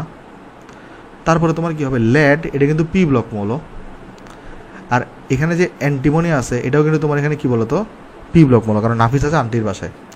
তাহলে এটা কি হবে, এটা পি ব্লক মৌল, তাই এটা অবস্থান্তর মৌল হবে না। এটাও পি ব্লক মৌল, এটা অবস্থান্তর মৌল হবে না। এটা যদিও ডি ব্লক স্ক্যান্ডিয়ামটা, তারপরে এটা কিনা বলতো অবস্থান্তর মৌল না। তাহলে কোন দুটো অবস্থান্তর মৌল না, স্ক্যান্ডিয়াম, লেড এবং অ্যান্টিমনি। একটা জিনিস তুমি লক্ষ্য করে দেখবা, স্ক্যান্ডিয়াম এবং লেড এটা এ নাম্বার অপশনও দিছে, আবার এই যে লেড এবং অ্যান্টিমনি এটা ডি নাম্বার অপশনে আছে। অর্থাৎ এই ক্ষেত্রে কারেক্ট আনসার দুইটা, একটা এক এ, একটা তোমার কী বলো তো ডি। তো নর্মালি দুইটা কারেক্ট আনসার থাকলে যে কোনো একটা জায়গায় হয় তুমি হচ্ছে ফুল মার্কস পাবা। ওকে, আচ্ছা যদি তোমার কোয়েশ্চনে লেখা না থাকে, অনেক সময় কোয়েশ্চনে এটা লেখা থাকতে পারে যে এমসিকিউ প্রশ্নে একাধিক উত্তর হতে পারে, সেই ক্ষেত্রে তোমাকে দোনোটা দেখাইতে হবে। কিন্তু তোমার প্রশ্নে যদি এটা লেখা থাকে যে একটি প্রশ্নের একটি উত্তর, তাহলে তোমাকে এই যদি এমন হয় যে এরকম লেখা থাকে আসলে যে একটি প্রশ্নের একটি উত্তর, যেটা নর্মালি হয় 99.99% কেজি এটাই হয় যে একটি প্রশ্নের একটি উত্তর হয়, এরকম যদি লেখা থাকে, মানে নর্মালি লেখা না থাকলে এটাই ধরে নিই আমরা। যদি কোনো সময় পরীক্ষায় লেখা না থাকে কিছু, তাহলে আমরা কী ধরে নিই, একটি প্রশ্নের জন্য একটি উত্তর হয়। সেই ক্ষেত্রে তুমি যদি দুইটা, যেহেতু এখানে দুইটা কারেক্ট আনসার আছে, তাহলে যে কোনো একটা দেখালেই হবে। কিন্তু এমন যদি কোনো স্পেশাল কোশ্চেনে লেখা থাকে যে এই প্রশ্নের একাধিক উত্তর থাকতে পারে, সেই ক্ষেত্রে তোমাকে তখন দোনোটা দিয়ে চিন্তা করতে হবে। কেমন? আচ্ছা, আশা করি এটা বুঝতে পারছো। এখানে তাহলে কিন্তু আনসার আমাদের 1 নম্বরও হবে, আনসার কিন্তু আমাদের এখানে ডি নাম্বারটাও হবে।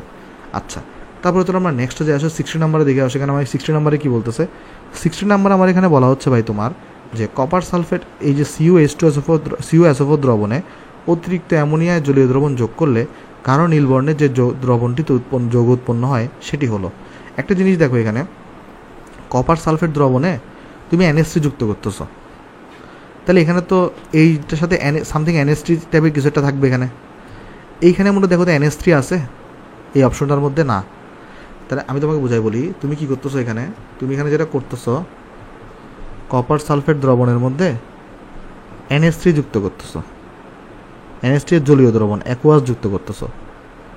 এখানে বলে দিছে যে কোথায়, হ্যাঁ এই যে কপার সালফেট দ্রবণে অতিরিক্ত NH3 এর জলীয় দ্রবণ যোগ করলে, তাহলে NH3 এর জলীয় দ্রবণ তুমি যোগ করতেছো, তাহলে সামথিং কপার সালফেটের সাথে NH3 থাকবে। কিন্তু এখানে কপার সালফেটের সাথে কোনো NH3 আছে না, তাহলে এই অপশনটা কারেক্ট হবে না। ওকে, তারপরে দেখো এখানে এই 2nd নম্বর অপশনে কোনো NH3 আছে নাই, তাহলে এটাও কারেক্ট হবে না। 3rd নম্বর অপশনে দেখো 3rd ব্র্যাকেট শুরু করা হয়েছে কিন্তু 3rd ব্র্যাকেট শেষ করা হয় নাই, এরকম কি কোনো যৌগ হইতে পারে না? 3rd ব্র্যাকেট তো শেষ শুরু এবং শেষ থাকতে হবে, তাহলে এটাও হবে না। আর ই নাম্বারে দেখো কোনো NH3 নেই, তাহলে ই নাম্বারটাও হবে না। তাহলে নিশ্চিন্তে তুমি কি দেখা দিতে পারো, এটা আনসার কোনটা হবে, ডি নাম্বার হবে। অর্থাৎ এখানে তাহলে এটার সাথে এটা যুক্ত করলে কি উৎপন্ন হবে বলো তো, এই যে CuNH3 4SO4 তৈরি হবে। কেমন? এই যৌগটা তোমার এখানে তৈরি হবে, SO4 তৈরি হবে, CuNH3 4SO4 তৈরি হবে। জিনিসটা বুঝো, এখানে NH3 নাই, এখানেও NH3 নাই, এখানে 3rd ব্র্যাকেট শেষ করা হয় নাই, আর এখানে NH3 নাই, তার আনসার কোনটা হবে, এখানে আনসার হবে তোমার এখানে ডি নাম্বারটা হচ্ছে এখানে আনসার হবে। কেমন? আশা করি আমরা জিনিসটা এখানে সবাই বুঝতে পারছি ভাই। এরপরে 100 নম্বর কোশ্চেন দেখো কি বলছে তোমাকে, নিচের 3টি মৌলের কোন সেটের প্রত্যেকটির বহুরূপ আছে। বহুরূপ আমরা শিখে আসছি যে কার্বনের বহুরূপ কী ছিল, গ্রাফাইট, থিরক ছিল। তারপরে তোমার ফসফরাসের বহুরূপ কী ছিল, শ্বেত ফসফরাস, লোহিত ফসফরাস। অক্সিজেনের বহুরূপ কী ছিল, O2 ছিল, ওজোন ছিল। ঠিক আছে, তাহলে দেখো এখানের মধ্যে নাইট্রোজেনের কিন্তু কোনো বহুরূপ নাই, তাই এখানে ফার্স্ট কথা এটা কিন্তু হবে না আনসার। নাইট্রোজেনের কোনো বহুরূপ নাই, তাই আনসার তোমার এখানে এটা হবে না। নাইট্রোজেনের কোনো বহুরূপ নাই, তাই আনসার তোমার এখানে এটা হবে না। এখানে দেখো কার্বনেরও বহুরূপতা আছে। কার্বনের বহুরূপতা কী বলতো, কার্বনের যদি আমরা বহুরূপতা দেখতে চাই, কার্বনের 2টা বহুরূপতা আছে, একটাকে আমরা বলি হীরক, একটাকে আমরা বলি তোমার গ্রাফাইট। দেখো হীরক এবং গ্রাফাইট থেকে একটা জিনিসে সবাই ভুল করে ফেলে, কার সংকরায়ন কোনটা, মনে রাখবা গ্রাফাইটের সংকরণ হয় sp2, হিরকের সংকরণ হয় sp3। ভাই কীভাবে মনে রাখবো, এটা একটা টেকনিক শিখাই। দেখো হিরকের 3টা লেটার আছে, দেখো হি র ক। হিরকে কয়টা বর্ণ আছে বলো তো? 3টা। তাই 3 এর সাথে 3 থাকবে, অর্থাৎ হিরকের সাথে sp3 থাকবে। হিরকে যেহেতু 3টা বর্ণ থাকবে, তাই হিরকের সংকরণ কী হবে? sp3 হবে। কেন? 3 এর সাথে 3 হয়। আর গ্রাফাইটেরটা তুমি তাহলে একটা মনে রাখলে হয়, তাহলে গ্রাফাইট কী হয়ে যাবে? বাই ডিফল্ট sp2 হয়ে যাবে। ওকে, তাহলে কার্বনের রূপভেদ কী আছে? এটা। দেখো অক্সিজেন, ফসফরাসের কিন্তু রূপভেদ আছে। ফসফরাসে যদি আমরা রূপভেদগুলো দেখতে চাই, আমরা বলি লোহিত ফসফরাস। তারপর হচ্ছে তোমার এখানে দেখো ফসফরাসে কী ছিল? লোহিত ফসফরাস ছিল, শ্বেত ফসফরাস ছিল, রাইট? ফসফরাসের রূপভেদ ছিল লোহিত ফসফরাস ছিল, শ্বেত ফসফরাস ছিল। অন্যদিকে অক্সিজেনেরও কিন্তু রূপভেদ আছে। তাহলে অক্সিজেনের রূপভেদ কী বলতো? অক্সিজেনের রূপভেদ হচ্ছে O2 এবং ওজন। O2 এবং ওজন, অক্সিজেন গ্যাস এবং ওজন O3 ছিল। তাহলে এখানে দেখো আমাকে জিজ্ঞেস করছে কোয়েশ্চনে কী বলতো? কোয়েশ্চনে জিজ্ঞেস করা হয়েছে প্রত্যেকটির বহুরূপ কোনটাতে অপশন আছে, তার আনসার হবে সি নাম্বারটা। আনসার হবে কিন্তু সি। কেন? কারণ দেখো ডি নাম্বারে নাইট্রোজেন আছে, নাইট্রোজেনের কোনো বহুরূপতা হইতে পারে না, নাইট্রোজেনের কোনো বহুরূপতা হইতে পারে না। তাহলে আনসার হবে সি নাম্বারটা। ওকে, আচ্ছা বলছি কি, রঙিন বস্তুকে সালফার ডাইঅক্সাইড বিজারিত করে বিরঞ্জন করে বিজারণ প্রক্রিয়া সম্পন্ন হয় কি দ্বারা? অলওয়েজ মনে রাখবা বিজারণ প্রক্রিয়া সম্পন্ন হয় জায়মান হাইড্রোজেন দ্বারা। এই যে এটাকে আমরা যেটা থার্ড ব্র্যাকেট দিয়ে যদি হাইড্রোজেন দিই, এটাকে আমরা কী বলি? জায়মান হাইড্রোজেন বলি। আচ্ছা ভাই জায়মান হাইড্রোজেন মানে কি? জায়মান হাইড্রোজেন বলতে বোঝায় সদ্য প্রস্তুত করা হাইড্রোজেন। জায়মান হাইড্রোজেন দ্বারা কী বোঝায়? সদ্য প্রস্তুত করা হাইড্রোজেন, মানে যে হাইড্রোজেন তুমি মাত্র তৈরি করছো। ওকে, তাহলে এখান থেকে জিনিসটা মনে রাখবা, এগুলো জৈব যৌগ তুমি অনেক বেশি পাবা। সেটা হচ্ছে তুমি যদি বিজারণ প্রক্রিয়া সম্পাদন করো, বিজারণ প্রক্রিয়া সম্পাদন আমরা কী দিয়ে করি? জায়মান হাইড্রোজেন দিয়ে করি। জায়মান হাইড্রোজেন, যেটা সংকেত আসলে হাইড্রোজেনকে দেওয়ার পরে একটা এভাবে থার্ড ব্র্যাকেট দিই। আর যদি আমি জারণ প্রক্রিয়া সম্পাদন করি, তাহলে আমরা জারণ প্রক্রিয়া সম্পাদন করার সময় জায়মান অক্সিজেন দিয়ে করি, জায়মান অক্সিজেন দিয়ে করি। এটা একটু আমাদের মনে রাখতে হবে। তবে এইটার ব্যবহার আমরা এই চ্যাপ্টারে পাবো না, আমরা জৈব যৌগ চ্যাপ্টারটা তো অনেক বেশি পরিমাণে পাবো। আমি পড়াই ফেলছি অলরেডি, ওটা তোমরা দেখলেই বুঝবা। কেমন? আশা করি এটা বুঝতে পারছো ভাই এইগুলোর আনসার। তাহলে আমরা নেক্সটে যাই আসো। নেক্সট আমাকে বলতেছে দেখো ফার্স্টে যে ছবির ফ্রেম এবং তোমার হচ্ছে ভাই দূরবীনের মধ্যে দূরবীনের আয়না তৈরিতে কী ব্যবহৃত হয়? আমরা সবাই জানি ছবির ফ্রেম এবং দূরবীনের আয়না তৈরিতে কী ব্যবহৃত হয়? অ্যালুমিনিয়াম ব্যবহৃত হয়। আমরা বলি না যে অ্যালুমিনিয়ামের ফ্রেম করে দাও, তো আমরা কী ব্যবহার করি বলতে? অ্যালুমিনিয়াম ব্যবহার করি। কেমন? তাহলে ছবির ফ্রেম এবং দূরবীনের আয়না তৈরিতে কী ব্যবহার করা হয় বলতে? অ্যালুমিনিয়াম ব্যবহার করা হয়। তোমায় জিজ্ঞেস করছে পরে গাঢ় কৌষ্টিক সোডা দ্রবণে 70 ডিগ্রি সেন্টিগ্রেড তাপমাত্রায় Cl2 চালনা করলে কোনটি পাওয়া যাবে? সেটাও তোমাকে একটু মুখস্থ রাখতে হবে। এটা হয় তোমার হচ্ছে Na, তারপরে OCl3 NaClO3 উৎপন্ন হয়। কেমনে? আমি তোমাকে যদি রিয়াকশনটা দেখাতে চাই, আমি যদি তোমাকে রিয়াকশনটা একটু দেখাতে চাই, আসো এখানে একটা কাজ করে নেক্সট পৃষ্ঠায় দেখাই, যেহেতু এটা হ্যাঁ। তাহলে চলো আমরা এখানে দেখাই আসো কী কী এটা কী কী আছে এখানে। গাঢ় কৌষ্টিক সোডা দ্রবণে অর্থাৎ সোডিয়াম হাইড্রোক্সাইডের দ্রবণে তুমি কী চালনা করছো? এখানে Cl2 চালনা করছো। Cl2 70 ডিগ্রি সেন্টিগ্রেড তাপমাত্রায় চালনা করছো। মনে রাখবা 70 ডিগ্রি সেন্টিগ্রেড তাপমাত্রা চালনা করলে এখানে উৎপন্ন হয় NaClO3। NaClO3 তৈরি হয়। কেমন? তাহলে সোডিয়াম হাইড্রোক্সাইড দ্রবণের মধ্যে Cl2 চালনা করলে কী তৈরি হয়? NaClO3 তৈরি হবে। এর সাথে সাথে কিছু পরিমাণ NaClও তৈরি হবে, কিছু পরিমাণ তোমার হচ্ছে ভাই H2O এটাও তৈরি হবে। ভাই NaClO3 যোগের নাম কি? নামকরণটা আমরা এখনও শিখাচ্ছি না, আমি যখন অজৈব যোগের নামকরণ পড়াবো তখন এগুলো সবগুলো শিখাই দিব ভাই। এগুলো দেখবো, এগুলো দুনিয়ার ইজি টপিক, দেখবো তোমার কাছে অনেক মজা লাগতেছে জিনিসগুলো। কেমন? আমি এখানে একটা যোগের নাম বলতেছি না, তুমি জাস্ট একটু মুখস্থ করে রাখো, যেগুলো মাঝে মাঝে পরীক্ষায় আসে। সোডিয়াম হাইড্রোক্সাইড দ্রবণে তুমি যদি Cl2 চালনা করো তাহলে সোডিয়াম ClO3 উৎপন্ন হয়। এটার নামকরণ কী হবে সব আমরা হচ্ছে অজৈব যোগের নামকরণ পড়ার সময় দেখবো। কেমন? আশা করি এটা আমরা এখানে বুঝতে পারছি। তো এখানে আমাকে বলছে এরপরে কোশ্চনে নিচের কোন আয়নের পোলার আয়ন ক্ষমতা বেশি? দেখো সবাই হচ্ছে এখানে ক্যাটায়ন, এখানে সোডিয়াম প্লাস দেওয়া, এটা Cs প্লাস, সিজিয়াম প্লাস দেওয়া, এটা লিথিয়াম প্লাস দেওয়া, এটা রুবিডিয়াম প্লাস দেওয়া। ওকে, এখানে সোডিয়াম প্লাস দেওয়া। জিজ্ঞেস করছে এখানে কোনটার হচ্ছে পোলার আয়ন ক্ষমতা সবচেয়ে বেশি হবে। আমরা জানি ক্যাটায়নের ক্ষেত্রে পোলার আয়ন ক্ষমতা কেমনে বেশি হয়? যার আকার ছোট থাকে, মানে ক্যাটায়ন যত ছোট হবে, তখন আমরা ক্যাটরিনা কাইফ দিয়ে পড়ছিলাম। তো তোমার এখানে ক্যাটায়ন যত ছোট হবে, ক্যাটায়নের আকার ছোট হইলে তোমার পোলার আয়ন ক্ষমতা তত বেশি হবে। কেমন? তো এদের মধ্যে সবচেয়ে উপরে কে আছে? আমরা জানি সবচেয়ে উপরে থাকলে সেটা ছোট হয়, তাহলে লিথিয়াম হচ্ছে সবচেয়ে উপরে, তাই লিথিয়ামের তোমার এখানে পোলার আয়ন ক্ষমতা সবচেয়ে বেশি হবে। তাহলে আমরা এখানে লিখে দিয়ে আসি এই জিনিসটা, এখানে ক্যাটায়নের আকার যত ছোট হবে পোলার আয়ন ক্ষমতা তত বেশি হবে। ক্যাটায়নের আকার যত ছোট হবে পোলারায়ন ক্ষমতা তত বেশি হবে। তো আমরা সবাই জানি যে যদি আমরা যে এগুলো সবাই দেখো সব গ্রুপ নাম্বার 1-এ অবস্থিত। তো আমরা সরাটা শিখছিলাম কি হাই, তো হাইড্রোজেন তো এখানে নাই, সেটাকে কনসিডার করা লাগতেছে না। লি না কে রুবি ছেঁচে ফেলেছে। এখানে লিথিয়াম প্লাস এক্সাম্পলে আছে, সোডিয়াম প্লাস আছে, তারপর কোনটা কোনটা আছে সিজিয়াম প্লাস এবং রুবিডিয়াম প্লাস, সিজিয়াম প্লাস আছে এবং রুবিডিয়াম প্লাস আছে। তাহলে এই 4টা নাই, এই 2টা নাই, এগুলো নিয়ে কনসিডার করা লাগতেছে না। তাহলে যদি আকার দেখো, আকার আমরা সবাই কি জানি, হ্যাঁ এখানে আকারটা দেখো, আমি যদি উপরে তুলে আনি, আকার কিন্তু তোমার উপর থেকে নিচে কিন্তু কমে, আকার বাড়ছে, সরি আকার কি হচ্ছে এখানে বাড়ছে। তাহলে সবচেয়ে ছোটকে, সবচেয়ে ক্ষুদ্র হচ্ছে তোমার লিথিয়াম প্লাস। তাহলে যেহেতু সবচেয়ে ক্ষুদ্র হচ্ছে এইটা, তাহলে এটার পোলার আয়ন কী হবে ভাই বলো তো? পোলার আয়ন সবচেয়ে বেশি হবে। কেমন? আশা করি জিনিসটা আমরা এখানে ভাই বুঝতে পারছি। তাহলে এখানে সবচেয়ে পোলার আয়ন ক্ষমতা কার বেশি হবে বলো তো? লিথিয়াম আয়নের। কেন? কারণ আমরা জানি ক্যাটায়নের আকার যত ছোট হয় তোমার পোলার আয়ন ক্ষমতা তত বেশি বৃদ্ধি পায়। তো সবচেয়ে ছোট ক্যাটায়ন কি এখানে? Lithium ion. তাই লিথিয়াম আয়নের পোলার আয়ন ক্ষমতা সবচেয়ে বেশি হবে। আশা করি জিনিসটা আমরা এখানে ভাই বুঝতে পারছি। এরপরে 66 নম্বর কোয়েশ্চেনে তোমার কি বলছে? হীরকের উচ্চ গলনাঙ্ক ব্যাখ্যা করার জন্য নিচের কোন যুক্তিটি ভুল? এখানে কিন্তু জিজ্ঞেস করছে কোনটা ভুল। হীরকের উচ্চ গলনাঙ্ক ব্যাখ্যা করার জন্য কোনটা ভুল, এটা তোমাকে জিজ্ঞেস করা হয়েছে। কেমন? এখানে কিন্তু সঠিক জিজ্ঞেস করা নেই, জিজ্ঞেস করছে ভুল কোনটা। চলো আসলে আমি তোমাকে দেখাই। ফার্স্ট কথা, হীরকের যে ক্যালাস এটা কিন্তু একটা বৃহৎ অণু, এটা হচ্ছে ট্রু, সত্যি। হীরকের কণাগুলো কী হয় বলো? হীরকের যে ক্যালাস এটা কী হয় বলো তো? বৃহৎ হয়। কেমন? আর আমরা সবাই জানি হীরকের মধ্যে কী থাকে? সমযোজী বন্ধন বিদ্যমান থাকে, এটাও ট্রু। এটাও তোমার কী হবে বলো তো? ট্রু হবে।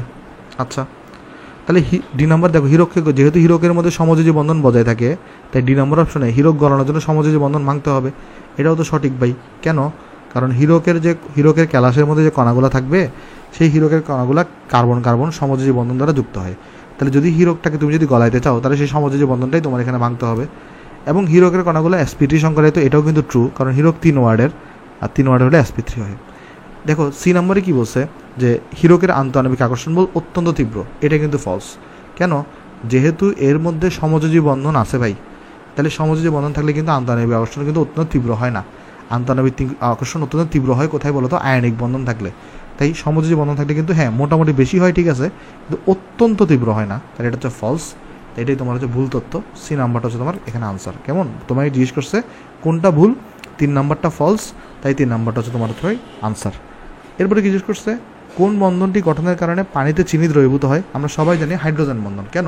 হাইড্রোজেন বন্ধন গঠন হলে সেখানে পোলারিটি সৃষ্টি হয়। তাই হাইড্রোজেন বন্ধনের কারণে যে সকল আগে জিনিসগুলো দ্রবীভূত হইতো না নর্মালি, কিন্তু পোলারিটি সৃষ্টি হওয়ার হাইড্রোজেনের বন্ধনের কারণে পোলারিটি সৃষ্টি হয়, এর ফলে সেগুলো পানিতে দ্রবীভূত হয়ে যায়। ওকে, তাই আমরা মনে রাখবো হাইড্রোজেন বন্ধন গঠনের কারণে পানিতে কী হয়? চিনি দ্রবীভূত হয়। কেন? কারণ এই বন্ধনে কী হয়? পোলারিটি সৃষ্টি হয়। এই বন্ধনে কী হয়? পোলারিটি সৃষ্টি হয়। ওকে, সো আমরা আশা করি এই জিনিসগুলো এখানে বুঝতে পারছি। আমাদের আরও অনেকগুলো এমসিকিউ রয়ে গেছে, আমাদের আরও হয়তো 1টা বা 2টা ক্লাস লাগবে এমসিকিউর উপরে। এরপর আমরা থিওরি ক্লাসে চলে যাব। তো প্রথমে বলে রাখি ভাই, আমার কোনো পেইড বেচ নাই।